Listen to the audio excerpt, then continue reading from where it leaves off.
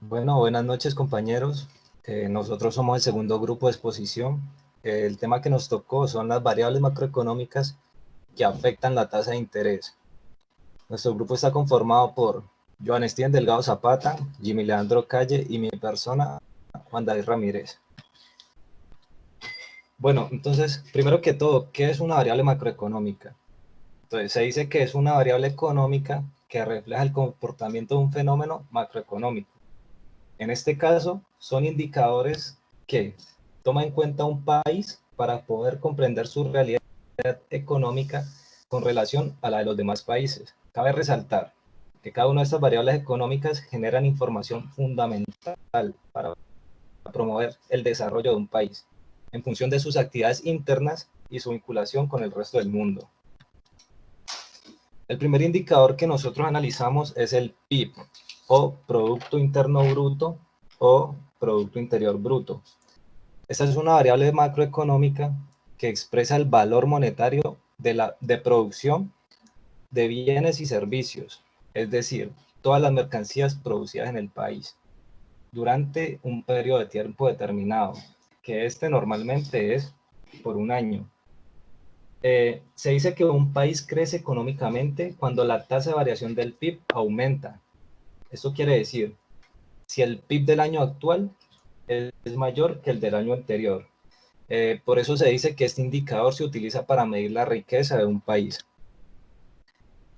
Bueno, el indicador que viene pues es la inflación, que es una variable macroeconómica que nos indica el aumento del coste de vida en un país durante un periodo de tiempo, también normalmente un año. Este es un indicador que nos muestra el aumento de los precios y por tanto la disminución del valor de la moneda. Eh, Cuando el nivel general del precio sube, con cada unidad de moneda vamos a poder adquirir menos bienes y servicios. Para medir el crecimiento de la inflación se utilizan índices que reflejan el crecimiento porcentual de una cesta de bienes ponderada. Dicho índice de medición es el IPC, que significa índice de precios al consumidor.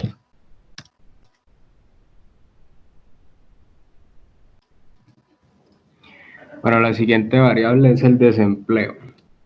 El desempleo es un indicador macroeconómico que muestra el número de personas que se encuentran en situación de desempleo en una zona concreta.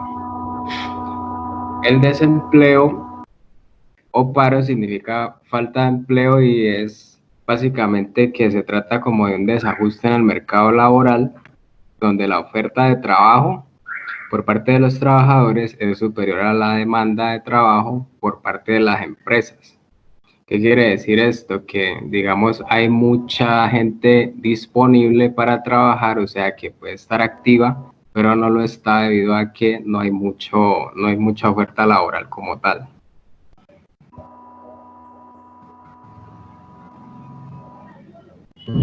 Luego tenemos la balanza de pagos,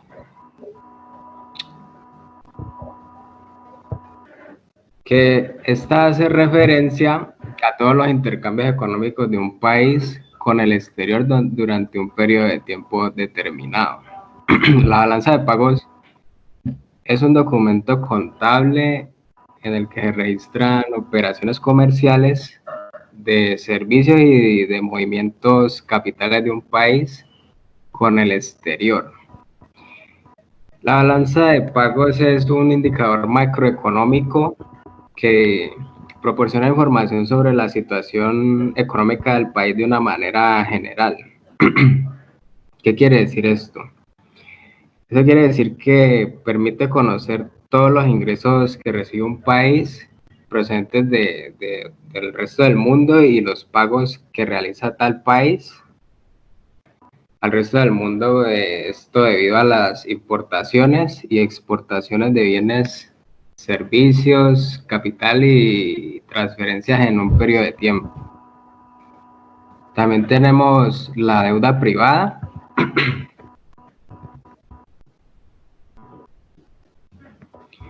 Y pues la deuda privada se considera a la deuda que tiene cualquier persona física o jurídica que no es una administración pública.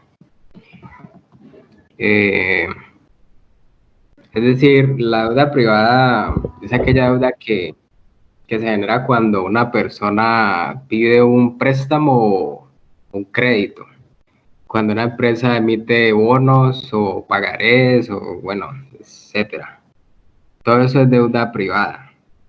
La deuda privada de un país es la suma de todas las deudas que mantienen la totalidad de empresas, familias y entidades financieras que residen en ese país, independientemente, eso sí, de con quién tenga la deuda, si es con inversores nacionales o internacionales.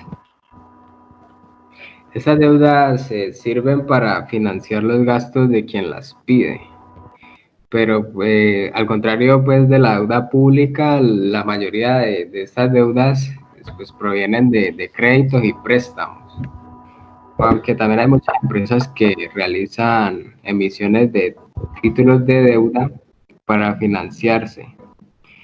Es prácticamente el mismo sistema que las emisiones de deuda de un país. Deuda pública. La deuda pública o deuda soberana es la deuda total que mantiene un Estado con inversores particulares o con otro país. La deuda pública total de un país es la deuda de todo el conjunto de las administraciones públicas. Cuando un Estado incurre en déficit público, es porque ha gastado más de lo que ha ingresado. Necesita encontrar entonces una fuente de financiación ajena y para ello realiza emisiones de activos financieros. Lo más común es que un Estado financie ese déficit mediante emisiones de títulos de deuda, como son letras de tesoros, bonos u obligaciones. El tipo de interés de estas emisiones dependerá de la confianza que tengan los mercados en que el Estado va a devolver el dinero. Para eso existen agencias de rating que ponen nota a la probabilidad de pago o calidad crediticia de estas emisiones. Existen diferencias entre los tipos de interés de cada país. Esa diferencia es la llamada prima de riesgo. En resumen, la deuda pública es la cantidad de dinero total que el Estado ha pedido prestado. El Estado suele emitir deuda cuando no puede afrontar todos sus gastos. Estos gastos suelen representarse como un porcentaje del Producto Interno Bruto y la deuda pública aumenta si hay déficit público y se reduce si hay superávit público. Déficit público. El déficit público ocurre cuando un Estado gasta más de lo que ingresa en un periodo de tiempo, normalmente un año. Como consecuencia de este gasto extra, tiene que incurrir en deudas. Lo contrario al déficit público es el superávit público. El déficit público se origina cuando un Estado no es capaz de recaudar suficiente dinero para afrontar sus gastos. Normalmente se representa en el porcentaje del Producto Interno Bruto del Estado, para que sea más fácil su comparación con otros estados. Es decir, si un país gasta 1.000 millones y ingresa 800 millones, su Producto Interno Bruto será de 10.000 millones. El déficit público del Estado es del 2% con respecto al Producto Interno Bruto. El resultado del presupuesto público se obtiene sumando todos los ingresos de un Estado, por ejemplo, impuestos, beneficios de las empresas públicas, y se le restan los gastos, por ejemplo, subvenciones, salarios públicos y obras públicas. El déficit público es el déficit fiscal que engloba todas las administraciones públicas de un Estado. Déficit público, déficit fiscal y déficit presupuestario es prácticamente lo mismo. Cuando hablamos de déficit público, generalmente nos referimos al déficit fiscal del conjunto de administraciones públicas de un Estado. Suma de los déficits fiscales de los municipios, provincias y gobierno central. A pesar de ello, a veces es usado también para referirse al déficit fiscal de una administración pública, como una comunidad autónoma, provincia o municipio.